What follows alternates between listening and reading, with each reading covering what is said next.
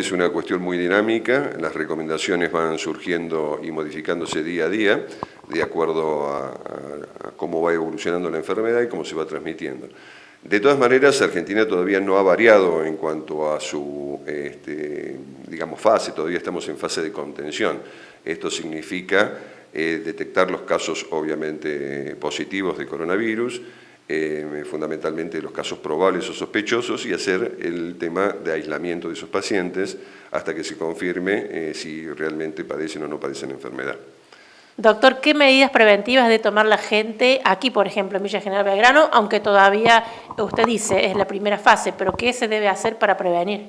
Bueno, las medidas que ya son de público conocimiento y que son las recomendaciones generales que se están haciendo en toda la población. Las medidas fundamentalmente están dirigidas a las cuestiones higiénicas. Esto es, si estornudamos y utilizamos pañuelos, eliminarlos inmediatamente en un cesto. En el caso de estornudar y no usar un pañuelo o toser, hacerlo en el pliegue del codo y no en las manos. El lavado permanente de las manos, la ventilación de los ambientes, evitar las conglomeraciones de gente, sobre todo los contactos con pacientes o personas, no pacientes, porque hasta que no se defina si están o no contagiados no podemos hablar de pacientes, sino de personas que hayan podido estar en contacto o que vengan de lugares provenientes de donde el virus se encuentra en forma circulante. Digamos, estas son las medidas principales que tenemos que hacer. Y recomendaciones especiales para los equipos de salud, que bueno, esto ya pertenece a los mismos, y por lo tanto sí, a lo mejor avisar a la población de Villa General Belgrano que tanto los servicios de emergencias como los servicios de médico a domicilio seguramente serán un poquito más prolijos en cuanto al interrogatorio en las enfermedades respiratorias por vía telefónica para saber si tienen que tomar determinadas medidas de prevención antes de ir a ver al paciente. ¿Qué pasa con el uso del alcohol en gel, que ha disparado su precio, la gente no consigue? Bueno, como siempre sucede en estos casos, a río revuelto ganancia de pescadores, entonces, digamos, un poco el pánico que provoca el exceso de información produce estas situaciones, ¿no es cierto?, que la gente crea que determinada situación va a salvarlo de la infección o no. Las recomendaciones son las que dijimos, o sea, el lavado permanente de manos sustituye el uso del alcohol en gel. No es necesario el alcohol en gel, obviamente es práctico en aquellos lugares donde por distintas situaciones no tenemos la posibilidad de ese lavado permanente, lugares donde por ahí hay atención al público y demás, o como nos sucede a nosotros en las ambulancias y demás, utilizamos habitualmente el alcohol en gel, no es que bajo esta situación lo utilizamos en forma particular. ¿Se recomienda cambiar algunos hábitos muy arraigados, como por ejemplo la forma en saludar a otra persona? En realidad yo te diría que esto no es por el coronavirus, la gripe común, los resfríos y cualquier otra enfermedad virósica que se transmite por vía respiratoria, las vías de ingreso del virus son los ojos, la nariz y la boca. Por supuesto que cuando nosotros tosemos o estornudamos, lo hacemos en la mano y saludamos a un amigo, a un compañero, le damos un beso, compartimos un mate o cualquiera de estas situaciones que son habituales, estamos transmitiendo una enfermedad. Doctor, Buenos Aires primero empieza a suspender sus grandes eventos y ya en la zona, en la localidad, se comienzan a postergar algunos encuentros teatrales, espectáculos de fútbol. ¿Está de acuerdo con esto? Sí, digamos, uno puede haber una opinión personal independientemente de las recomendaciones.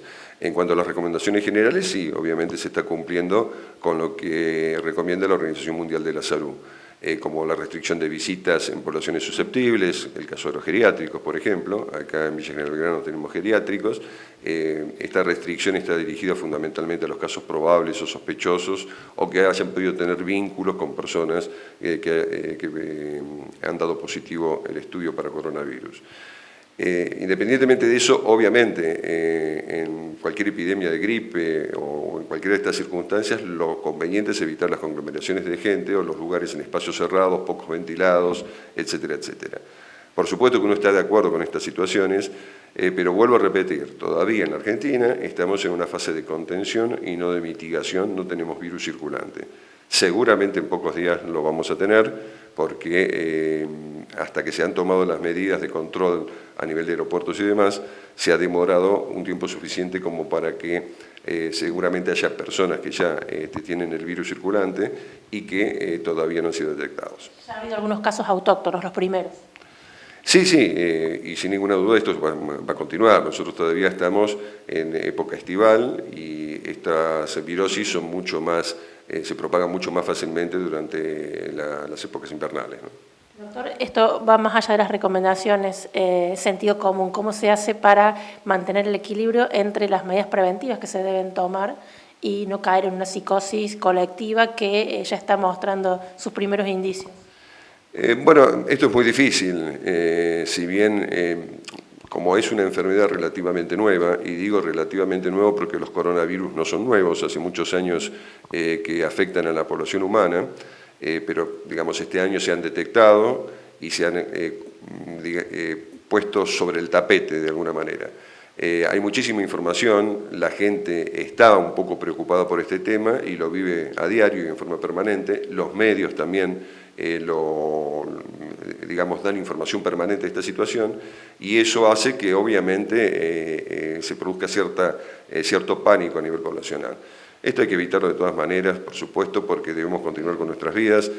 No conocemos tampoco el número de casos negativos, no conocemos tampoco las enfermedades respiratorias, otras enfermedades respiratorias que independientemente del coronavirus producen patología en la población humana y que también son consecuencia de fallecimientos. Por lo tanto, creo que hay que actuar con prudencia, obviamente cumpliendo con las indicaciones que corresponden, pero tampoco vivir en una situación de pánico o con temor permanente respecto a esta situación. A lo mejor el exceso informativo es lo que nos pone con una mayor ansiedad y con mayores temores.